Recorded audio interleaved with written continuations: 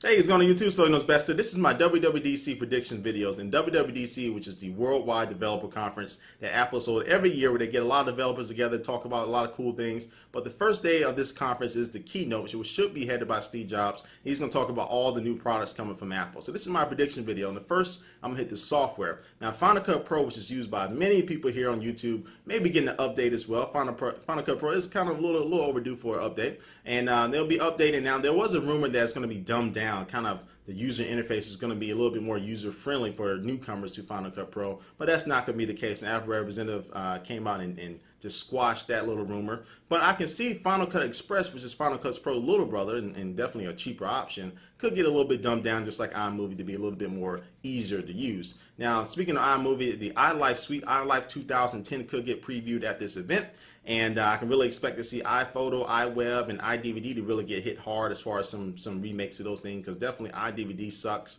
iWeb can, which was used to make my website, but iWeb can definitely use a little bit more improvement. I think this would be a very easy fix for them to do that. And so software-wise, I think that's about it for software. Let's go ahead and jump into hardware. Now, hardware, I think it's safe to say you're definitely not going to see a new iMac design. Okay, I don't think we'll see any new updates to the iMac or the Mac Mini or the MacBook, and definitely not the MacBook Pro. So you can go; those are still safe to buy.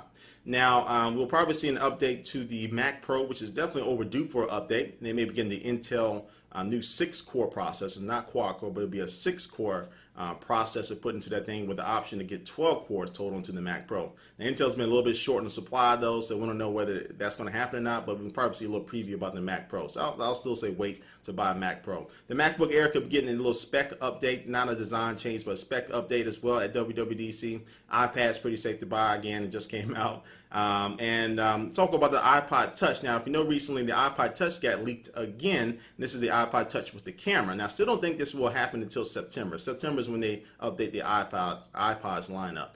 But the new iPod Touch, I'll still probably say wait just in case Apple jumps the gun on it. And it'll definitely have a camera, may have another higher resolution screen, just like the new iPhone may have as well. So we'll wait to see about that. Now let's talk about the prize of the show that everybody knows is going to happen. This is going to be the new iPhone 4th generation, iPhone HD, whatever they're going to call it. And this new iPhone is definitely going to be really squashing a lot of the quabbles, a lot of the dislikes about the iPhone, everything besides Flash, I know. But this new iPhone is going to feature a front-facing camera. And also it's going to have the camera on the back as well, so it's going to have 2 cameras total, but the camera on the back is going to be higher resolution, should be at least 5 megapixels, and it may possibly be able to shoot and record 720p video. I would think they may actually bump that up to 8 megapixels on that, but at least 5 megapixels as far as the picture quality on that camera on the back. Being able to shoot and record HD video is pretty big. I really like that sound. I like the sound of that. Now the screen is going to be definitely a higher resolution screen than the one it is now. I think it's going to be like, I don't remember the exact specs, 940, 960, something like that, by something. I'm not really, I forgot what it was, but it should be maybe almost twice the resolution as the current iPhone screen, which is going to be nice, crisp, pretty little images on there, especially when watching video on that thing as well. Also the back of it. Now to talk about the design of the iPhone, it's going to have a kind of like a glass back. It's not really glass, but it's some type of redesigned glass that Apple filed a patent for a few years ago, and it should just definitely be as sturdy, but should definitely help with the reception of the phone as well, which should definitely always be welcomed.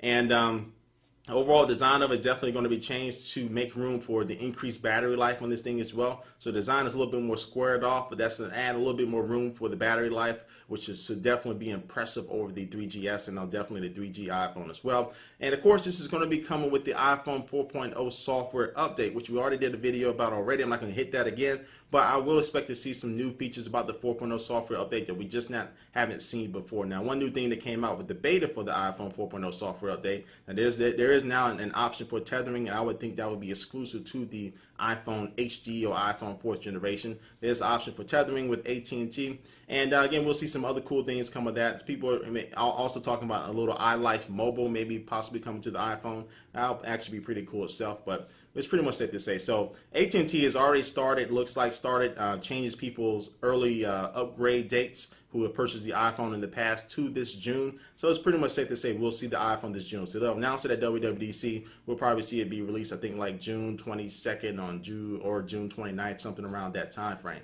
So do not buy the iPhone or you will be highly disappointed in yourself. But this is my quick early prediction videos. I have another video coming a little bit closer to the event, just in case any new things come out there. But if you have any questions, you have any comments, you have any predictions yourself, leave a comment below this video. I'll definitely like to take a look at them and see what's going on in your heads, or see what other information that you came across. But thanks for watching, and I'll catch you later. Peace.